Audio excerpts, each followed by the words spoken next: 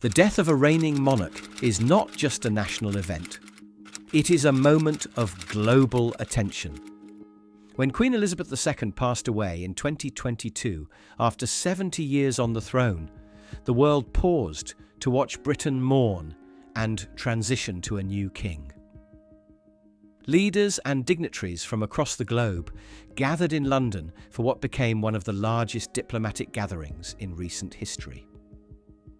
Approximately 500 foreign dignitaries, including dozens of sitting heads of state, arrived to pay their respects.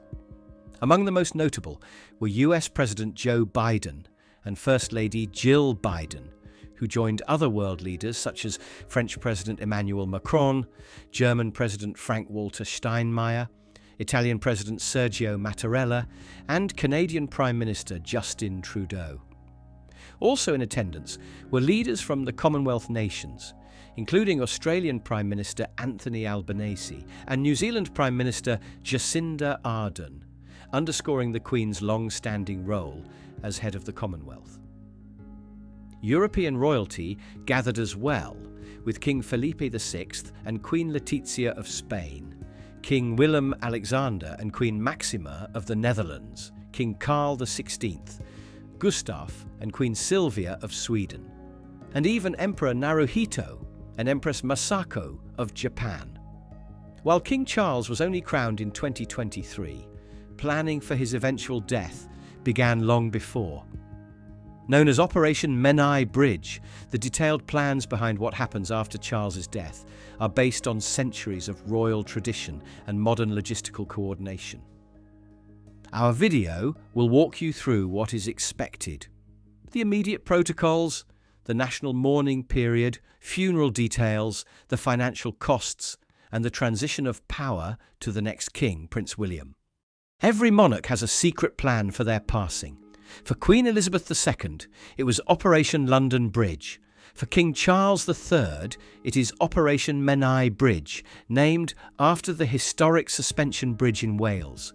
This name is not random.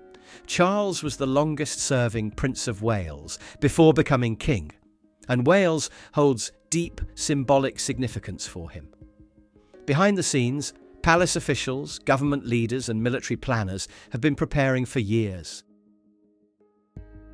When King Charles III dies, Buckingham Palace will first notify key officials. The Prime Minister, senior government leaders, and royal household members will be informed. Next, the Foreign, Commonwealth and Development Office will notify countries where Charles is the head of state, such as Canada, Australia and New Zealand, as well as the 56-nation Commonwealth, where Charles has a symbolic role. Once official channels have been informed, Buckingham Palace will issue a public statement.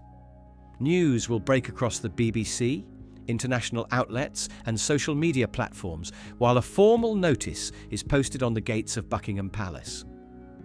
This moment will instantly become global news.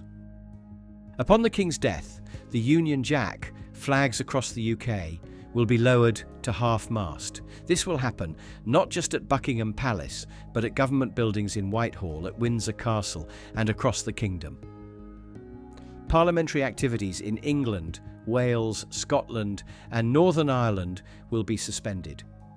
Businesses, especially those with close ties to the royal family, may close or reduce operations. A period of national mourning will begin.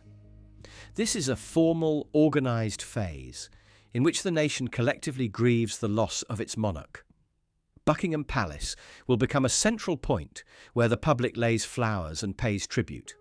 During Queen Elizabeth's death, thousands gathered outside the gates, and it is expected that similar, if not larger, crowds will come for King Charles. A key moment in the mourning process will be when King Charles's coffin is moved to Westminster Hall to lie in state.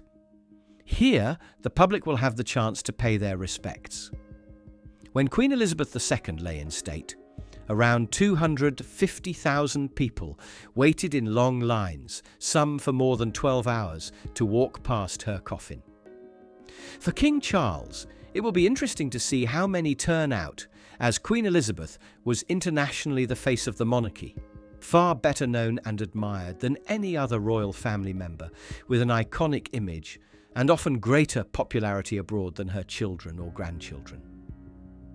The lying in state usually lasts several days, and the mood is marked by solemnity, respect, and quiet reflection. Security will be tight, with police, military personnel, and royal guards overseeing the site. The funeral is expected to take place approximately 10 days after King Charles's death. Given past royal funerals, it will likely be held at Westminster Abbey, the historic church where Charles himself was crowned. The funeral will be attended by members of the royal family, political leaders, religious figures, and international dignitaries. Leaders from across the world, including presidents, prime ministers, and monarchs, will converge on London for the event. The financial cost is significant. The UK Treasury disclosed that Queen Elizabeth's funeral and related events cost the government around £160 million, approximately $200 million. Even if Charles chooses a simpler service, the overall cost will still likely run into the tens of millions due to security, logistics, and ceremonial expenses. After the funeral, the King's coffin will be taken in a ceremonial procession from London to Windsor Castle, where he will be laid to rest among past monarchs, including his parents, Queen Elizabeth II and Prince Philip. This procession will be a deeply symbolic national moment, with military escorts, public crowds, and worldwide media coverage. As soon as King Charles III dies, Prince William automatically becomes the new king, likely to be known as King William V, unless he chooses another regnal name. His first major duty will be to address the nation in a formal broadcast, acknowledging his father's passing and his new role as monarch. Within 24 hours, the Accession Council will meet at St. James's Palace to formally proclaim William as the new sovereign. This ceremonial event, steeped in centuries of tradition, will be followed by William's swearing of loyalty to Parliament and the Church of England, of which he will become the supreme governor. Members of Parliament, in turn, will swear their loyalty to him. Importantly, William's coronation will not happen right away. It will be scheduled for months later, allowing time for mourning, preparation, and planning. The coronation, like those of past monarchs, will likely be held at Westminster Abbey, continuing nearly 1,000 years of tradition. With William's accession, his wife Catherine, Princess of Wales, will become Queen Consort. This is distinct from Queen Regnant, as Queen Elizabeth II was, since the ruling monarch is William. If Camilla, Charles's wife, survives him, she will be known as Queen Dowager, the title typically given to a king's widow.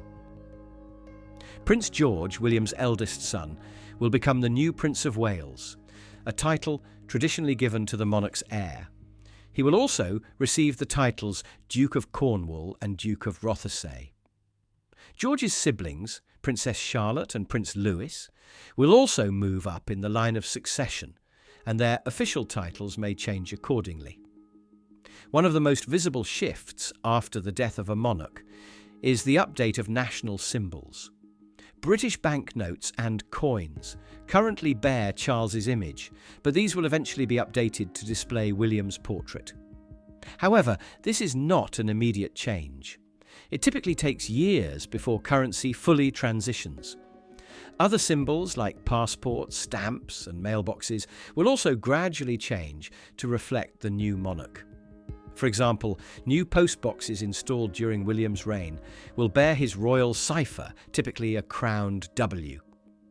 Police officers and soldiers will eventually receive updated uniforms with William's insignia, although this process will unfold slowly over time. King Charles III's death will resonate far beyond the United Kingdom. While public support for the monarchy has fluctuated, Charles has dedicated his life to royal service, environmental causes, and charitable work.